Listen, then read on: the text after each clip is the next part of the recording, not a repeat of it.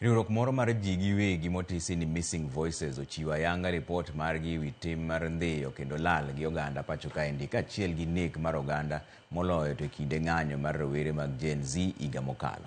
Kaka jafwambo marwa Efi Nyakidi lero, lipodno nyiso medruok e kwan mar oganda manolal godo kowuok kuom 128 higa mar 2023 nyaka 159 e higa mokalo. En lipot mochiwo ayanga gi riwruok mar Missing Voices makelo kanyakla riwruoge mopogore opogore makedo ne ratich oganda. Lipodno onyiso medruok e kwan mar oganda jo Kenya mosendhi kendo lal godo kod mago mosenegi. E higa 2023, kwan jogo manolal godo ne romo 10, ranyisi mar 55% kipimo gi ji 55 mag higa 2024.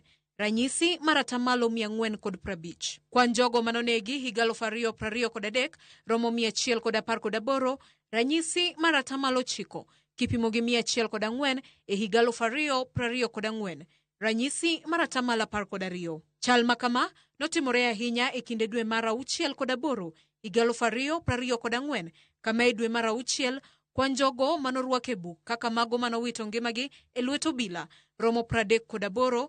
Dwe mar 7 ji 11 ka dwe mar 8 norwak e buk ji 9. Gino makelo kwan duto mar jogo manowito ngimagi e lwet obila nyaka 58. Lipodno bende ofwenyo ni kaunti ma Nairobi otelo kwan jogo manonegi e kindego gi ji 38 kiluwe gi Kiambu gi ji 9, kaunti ma Migori gi ji 6, Kakamega kod Nakuru gi ji 5, kama Kweni kod Uasin Gishu ne nigi ji 4. Kuom buche 60 duto manochwal ne duol marango tije obila pachoka IPOA, buche 22 nosechwal ne apis ma jamin wach e lo sirikal.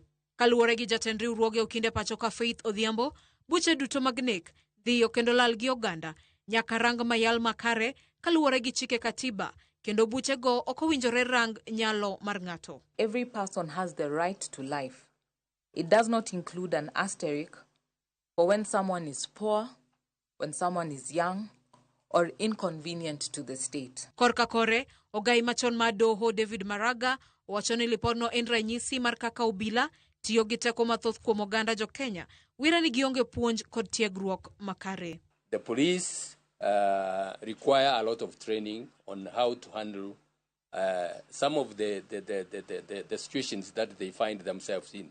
They must bear in mind that the Constitution guarantees picketing. It is quite unfortunate that we have institutions that are mandated constitutionally, yet they play and feign ignorance for what has happened. We call upon the ODPP to make sure, for instance, the command responsibility matters are followed through. Kaluwore gi lipot mar riwruoge makedo ne ratich oganda ni thoth jogo manayudo hinyruok kod manowito ngimagi e ng'anyo higa mokalo pok oyudo ratichgi. Dwaro koro nitie mar mondo mi piny owacho oketo kenge manyalo bero sekta mar arita pachoka. Efi Nyakidi, Ramogi TV, Nairobi.